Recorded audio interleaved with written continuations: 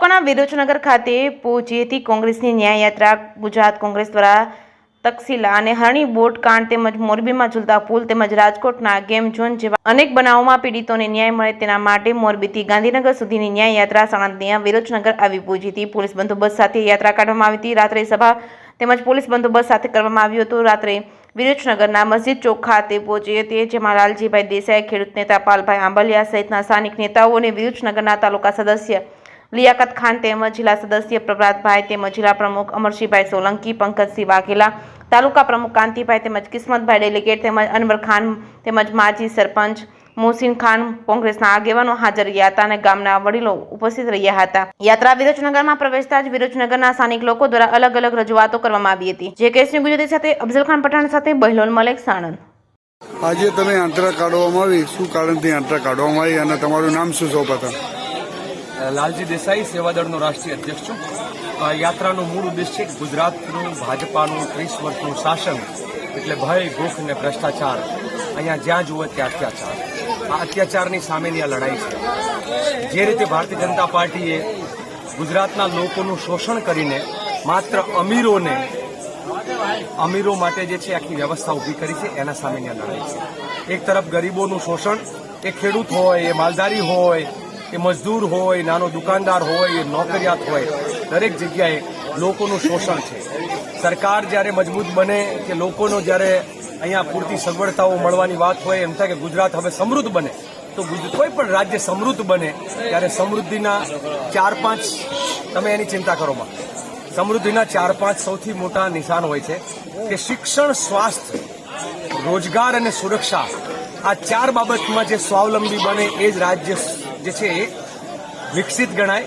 ગુજરાત જે છે શિક્ષણમાં અત્યારે વેપાર કરીને પ્રાઇવેટાઇઝ કરી રહ્યું છે, સ્વાસ્થ્યની સેવાઓનું પ્રાઇવેટાઇઝેશન થઈ રહ્યું છે, સુરક્ષા બધી કોન્ટ્રાક્ટ બેઝ ઉપર ચાલી રહી છે, રોજગારીના નામે મીંડું છે। ત્યારે સવાલ એ થાય કે ગુજરાત કઈ રીતે સમૃદ્ધ? આ ગુજરાત માત્ર સમૃદ્ધ વ્યક્તિઓ માટે સમૃદ્ધ છે, બાકીની ગુજરાતની જનતા માટે અહીંયા જે છે એ બહુ જ મોટા વખા છે। અનેક લોકો ઘર વિહોણા છે, અનેક લોકો આજે પણ એને પીવાના પાણીના ફાંફા છે। નાના નાના નગરો છે જેમાં ગટરનું પાણી અને પીવાનું પાણી બે એક થઈ જાય છે અને લોકો ગંદુ પાણી પીવું પડવા માટે મજબૂર થાય છે। બીજી બાજુ ક્યાંક મોરબીમાં ઝૂલતો પુલ તૂટે છે, 140 લોકો કમોતે મરે છે, ડૂબીને મરે છે। ક્યાંક ટીઆરપી ગેમ ઝોનમાં 27 લોકો જે છે 3000 ડિગ્રી ટેમ્પરેચરમાં ભડથું થઈ જાય છે। ક્યાંક હરણીમાં બોટ ડૂબે છે અને ક્યાંક તક્ષશિલા સુરતમાં સર્જાય છે। આવા અનેક જે ઘટનાઓ ઘટી રહી છે એ ભાજપના ભ્રષ્ટાચારના કારણે, અધિકારીઓના ભ્રષ્ટાચારના કારણે આ સંપૂર્ણ લોકો એ માનવ દોષના કારણે આ પ્રકારે માણસોએ જીવ ગુમાવવો પડે છે। એના વિરુદ્ધની આ ન્યાય આ ન્યાયયાત્રા ક્યાંથી શરૂ કરી અને ક્યાં પહોંચી? 9 ઓગસ્ટે મોરબીમાં ક્રાંતિ સભા કરીને ક્રાંતિ દિવસે શરૂ કરી હતી।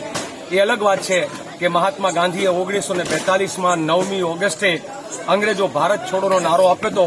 એ વખતે સાવરકર અને સાવરકરની બધી જ ટીમે આ અંગ્રેજો ભારત છોડોવાળા આંદોલનનો લેખિતમાં વિરોધ કરેલો। એ વખતે દેશ સાથે એમણે ગદ્દારી કરેલી તે દિવસને યાદ કરીને અમે લોકો 9 ઓગસ્ટના દિવસે આ યાત્રા ક્રાંતિ સભાથી શરૂ કરી। રાજકોટમાં સંવેદના સભા હતી, ત્યારબાદ ગઈકાલે વિરમગામમાં સભા થઈ અને એ રીતે ધીમે ધીમે હવે 15 દિવસ પછી એટલે કે 23 ઓગસ્ટે અમે લોકો શહીદ રાજ્યગુરુને યાદ કરશું। ભગતસિંહની સાથે ફાંસીના માંચડે ચડનાર રાજ્યગુરુ મારા સેવાદળના રાષ્ટ્રીય કાર્યકર હતા, પ્રશિક્ષક હતા, એટલે અમે એમને પણ યાદ કરશું અને દેશ માટે કુરબાનીને યાદ કરશું। આમ તો એવું કહેવાય છે કે કોંગ્રેસે દેશ માટે 3 ગાંધી કુરબાન કર્યા, મહાત્મા ગાંધી, ઇન્દિરા ગાંધી અને રાજીવ ગાંધી, જે આજે 20 ઓગસ્ટ છે એમનો જન્મ જયંતિ છે। બીજી બાજુ ભાજપ અને સંઘે 3 મોદી આપ્યા। એક નીરવ મોદી જે બેંકોના પૈસા લઈને ભાગ્યો, એક લલિત મોદી જે ક્રિકેટના પૈસા લઈને ભાગી ગયો, અને એક નરેન્દ્ર મોદી જે જીએસટી અને નોટબંધીના નામે આખા દેશને લૂંટીને પૂરું કરી નાખ્યું। એટલે 3 ગાંધી વિરુદ્ધ 3 મોદીની આ લડાઈ છે।